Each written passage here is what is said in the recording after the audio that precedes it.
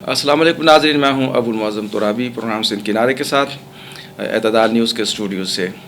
گزشتہ دنوں ڈیرہ اسماعیل خان کی ایک اہم شخصیت، پڑھی لکھی شخصیت، دانشور، شاعر اور مفکر اور مدبر قسم کے شخص تھے سید اختر سیال صاحب۔ ان کی وفات ہو گئی۔ میرے ساتھ اسکول میں بھی پڑھتے رہے، کالج میں بھی پڑھتے رہے۔ آج ہمارے ساتھ اسٹوڈیو میں مہمان ہیں بلند اقبال صاحب، جو ڈیرہ اسماعیل خان کے معروف دانشور ہیں، ممتاز کالم نگار بھی ہیں، اور سیاسی میدان میں بھی وہ اپنی ایک حیثیت اور مقام رکھتے ہیں۔ اور سید اختر مرحوم صاحب کے ساتھ ان کا ایک اچھا تعلق رہا ہے، وہ بہتر طور پر انہیں جانتے ہیں۔ آج ہم نے ان سے گزارش کی ہے کہ سید اختر سیال کے حوالے سے آج ہم گفتگو کرتے ہیں۔ تو بلند اقبال صاحب کو ہم خوش آمدید کہتے ہیں اور آپ کا شکریہ ادا کرتے ہیں کہ آپ تشریف لائے۔ تو سب سے پہلے تو یہ بتائیے کہ سید اختر سیال صاحب سے کب آپ کی ملاقات ہوئی؟ آپ کی عمر کتنی تھی اور ان کی عمر کتنی تھی؟ راوی صاحب، یہ سن 80 کی دہائی کی شروعات ہے جب سید اختر سیال سے میرا پہلا تعارف ہوا، اور یہ تعارف ایک میں سمجھتا ہوں کہ وہ تنظیم باقاعدہ طور پہ طالب علموں کی، اسٹوڈنٹس کی پہلی تنظیم تھی تنظیمی لحاظ سے، سرائکی شاگرد سانج۔ تو میں ان سے سینئر تھا، وہ اسٹوڈنٹ تھے، میں عملی زندگی میں اور عملی سیاست میں اس وقت تھا، اور میں بائیں بازو کی سیاست سے وابستہ تھا اور ایک کارکن کی حیثیت سے۔ اور سید اختر سیال صاحب سرائکی شاگرد سانج میں اسٹوڈنٹ کی حیثیت سے ورکر تھے، کارکن تھے۔ تو میرا پہلا تعارف ان کے ساتھ سرائکی شاگرد سانج کے توسط سے ہوا۔ صحیح۔ تو آپ نے انہیں اس وقت کیسا پایا اسٹوڈنٹ کی حیثیت سے؟ سر، وہ تو ویسے چونکہ وہ بائیں بازو کی تنظیم تھی اور ایک باقاعدہ مقصد اور مقاصد کے تحت ہی بنائی گئی تھی، اور سرائکی شاگرد سانج سوچنے والے اسٹوڈنٹس کی، آرٹسٹوں کی، شاعروں، ادیبوں، لکھنے والے طالب علموں پہ مشتمل تنظیم تھی۔ تو اس میں اور عام اسٹوڈنٹ تنظیموں کے لڑکوں میں خاصا فرق تھا۔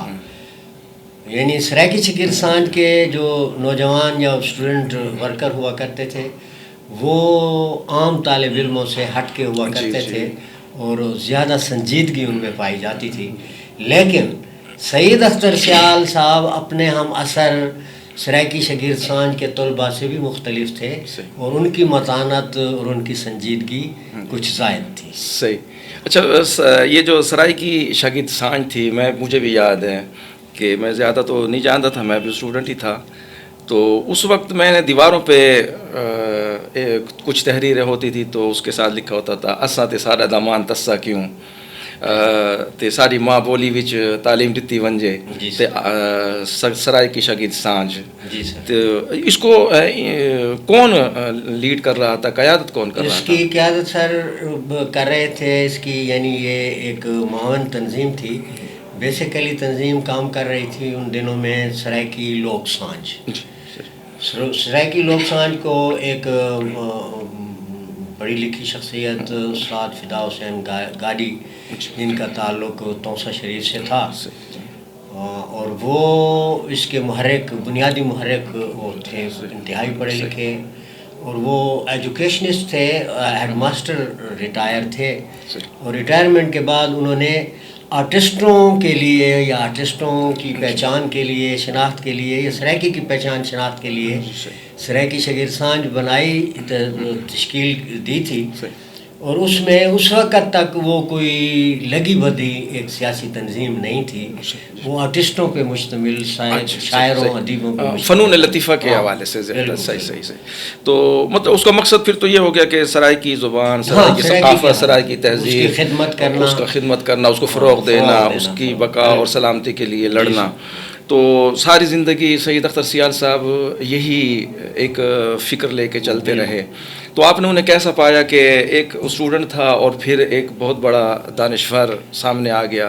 بالکل سر، وہ تو میں نے عرض کیا آپ کو کہ سعید اختر سیال کی سنجیدگی اور متانت اس وقت بھی یہ بتلا رہی تھی کہ یہ شخص آگے جا کے کچھ بڑی چیز بنے گا. تو وقت نے ثابت کیا کہ اس کی سنجیدگی اور متانت جو لڑکپن میں یا زمانہ طالب علمی یا ایام جوانی میں تھی تو وہ رنگ لائی، اور وہ ایک بڑا شاعر، ایک بڑا ادیب اور بڑا دانشور کے طور پہ اس کی وہ ہوئی، تعمیر ہوئی. اور اس میں کوئی شک و شبہ نہیں ہے کہ سعید اختر سیال، اس لیے تو سعید اختر سیال کی موت پہ قرآن مچا ہے اور پورے وسیب میں رنج و غم کا ایک بہت بڑا عالم ہے. جی جی بالکل بالکل. تو یہ بتائیے کہ آپ نے ان کی سنجیدگی کی، متانت کی بات کی ہے، تو ان میں ایسی بہت ساری خوبیاں تھیں، اور ایسی کون سی خوبیاں تھیں کہ انہیں، ایک تو ہمیں نظر آتا ہے کہ وہ مفکر اور مدبر کے طور پہ سامنے آئے، دانشور اور ایک اچھے شاعر کے طور پہ سامنے آئے. تو اس کے علاوہ ان میں ایسی کون سی خوبیاں تھیں کہ ایک تو وہ سرائیکی کا درد رکھتے تھے، سرائیکی ثقافت کا، تہذیب کا، سرائیکی لوگوں کے حقوق کا، اور پھر آگے چل کے جب سرائیکستان کی تحریک چلی تو ابھی تک وہ اس کا حصہ تھے، اور وہ چاہتے تھے کہ ڈیرہ اسماعیل خان اور ٹانک سمیت جو ہے سرائیکی پٹی جو ہے وہ صوبہ سرائیکستان یا صوبہ سرائیکی بن جائے. تو مزید ان میں ایسی کون سی خوبیاں تھیں کہ وہ لوگوں کو اکٹھا بھی کرتے تھے، چاہتے تھے کہ وہ ایک پلیٹ فارم پہ آ جائیں اور ہمارے جو مقاصد ہیں، ہمارے جو حقوق ہیں وہ ہمیں حاصل ہو جائیں؟ سب سے بڑی بات جو بہت واضح ان میں تھی وہ تو یہی تھی کہ سرائیکی خطے کے لوگوں کو وہ بیدار کرنا چاہتے تھے، سیاسی طور پہ، سماجی طور پہ، علمی طور پہ، اور اس کے ساتھ ساتھ وہ مقناطیسی شخصیت رکھتے تھے. صحیح ٹھیک صحیح. اور وہ جہاں بیٹھتے تھے اپنے آفس میں، اپنے گرد و نواح میں، اپنے دوستوں میں، شاعروں میں، حلقوں میں، تو وہاں لوگ کھینچے کھینچے آتے تھے ان کے پاس، اور اپنا درد دل لے کے، اپنے ذاتی ازدواجی مسائل لے کے ان کے پاس آتے تھے، اور وہ باقاعدہ طور پہ اپنے احباب کا، اپنے ہم خیال دوستوں کے پرابلم حل کرنے میں وہ کمالہ رکھتے تھے. صحیح ٹھیک ہے. اور ازدواجی اور ذاتی اور گھریلو مسائل، رشتوں کے مسائل سعید اختر سیال سے آ کے احباب ڈسکس کرتے تھے، ان کے سامنے رکھتے تھے، اور وہ بہترین حل تجویز کیا کرتے تھے. ٹھیک ٹھیک صحیح. مطلب ہے آپ نے مقناطیسی شخصیت کا، میں کو طلسماتی شخصیت تھے. ہاں، تو ایک ایسا بندہ، ایک ایسا شخص کہ وہ چاہتا تھا کہ ہماری اپنی سرائیکیوں کی علیحدہ پہچان ہو. آپ کیا سمجھتے ہیں کہ کچھ ایسا کام کر گیا کہ سرائیکی کی جو ایک شناخت ہے، ایک زبان اور ثقافت کا جو فروغ ہے، اس میں جو اس نے کردار ادا کیا ہے، کچھ نظر آتا ہے عملی طور پہ؟ بالکل عملی طور پہ ترابی صاحب وہ عالم تھے، ایک جہاں مانتا ہے انہیں عالم، اور پورا سرائیکی وسیب انہیں عالم مانتا ہے، اور وہ عالم تھے، بعمل بھی تھے. صحیح. انہوں نے یہاں ایسی مثالیں چھوڑی، ایسی روایتیں چھوڑی. دریائے سندھ کا 23 مارچ کو انہوں نے منانے کا وہ کیا، شروعات کی، پہلکاری کی، اور وہ پھولوں کا خراج لے کے جاتے تھے دریائے سندھ پہ. اور پھر بعد میں چند لوگ، جب پہلے ہم گئے 23 مارچ کو، آج سے 10 سال پہلے، تو ہم چند لوگ تھے، 1 درجن لوگ تھے. تو پھر دیکھتے پھر سینکڑوں لوگ جایا کرتے تھے، اور آج تک جاتے ہیں ہر 23 مارچ کو. اور اس کے ساتھ ساتھ انہوں نے 9 نومبر جب یہ لارڈ میکالے نے اسے، لارڈ میکالے وہ اپنا لارڈ انگریز وائسرا نے جب یہاں NWFP 1901 میں جب ڈی آئی خان کو اپنے وسیب سے کاٹ کے NWFP کا حصہ بنایا، تو 9 نومبر کو انہوں نے یہاں روایت ڈالی بلیک ڈے کی. اور بلیک ڈے یہاں پہ بہت بڑی ریلیاں بلیک ڈے پہ 9 نومبر کو ہوئیں. تو یہ ان کا کمال تھا. اسی طرح مادری زبانوں کا یہ 21 فروری کو جو دن منایا جاتا ہے، تو اس کو باقاعدہ طور پہ منانے کی پختہ کاری اور پہلکاری دونوں سعید اختر سے کارنامہ اور کرشمہ. صحیح. اچھا میں سمجھتا ہوں کہ اجرک کا کوئی تصور یہاں پر نہیں تھا، نیلی اجرک کا، سرائے کی اجرک کا، تو آپ یہ تسلیم کریں گے، میرے ساتھ اتفاق کریں گے کہ اجرک بھی اس نے متعارف کرائی؟ اور نہیں سر، اچھا اس کے لیے تو ایک آل پارٹیز کانفرنس ہوئی تھی لیا میں، اچھا صحیح، جس میں دھریجا صاحب بھی تھے اور شاہین صاحب خدا انہیں قیامت کرے وہ بھی تھے، اور سرائکی لوگ پارٹی کے لوگ بھی تھے، اور پاکستان سرائکی لوگ، یعنی تمام سرائکی جتنے دھڑے اور گروپ ہیں سب تھے، اور اس میں جھنڈا اور اجرک نیلی یہ باقاعدہ طور پہ اتفاق رائے سے اسے قومیت کا ایک اعزاز دیا گیا، اسے تسلیم کیا گیا، مانتا دی گئی، پذیرائی دی گئی، جھنڈا بھی سب کا ایک ہوگا، اور نیلی اجرک کو سب نے آن کیا۔ صحیح ہے، ہاں میں ڈی خان کے حوالے سے ڈی آئی خان میں رواج دینے میں بھی آپ کی بات بالکل درست ہے کہ سید اختر سیال کا بہت بڑا کردار ہے، بالکل، اور آخر تک جو ہے وہ خود بھی کرتے تھے، جس طرح آپ نے کہا کہ وہ خود صرف تھیوری نہیں بلکہ عملی طور پہ کر کے دکھاتے تھے، عالم بعمل، ہاں، تو ہمیشہ وہ اجر خود بھی گلے میں ڈالی اور دوسرے لوگوں کو بھی، مجھے ہر پروگرام میں وہ میسج کرتے تھے کہ آپ نے آنا ہے، اور میں جاتا تو بہت خوش ہوتے تھے۔ تو اب یہ بتائیے کہ سید اختر صاحب تو وفات پا گئے ہیں، تو ابھی ان کی طرف سے کوئی ایسی آپ کو شخصیت نظر آتی ہے کہ جو انہوں نے تیار کی ہو اور پیچھے وہ کام کرے؟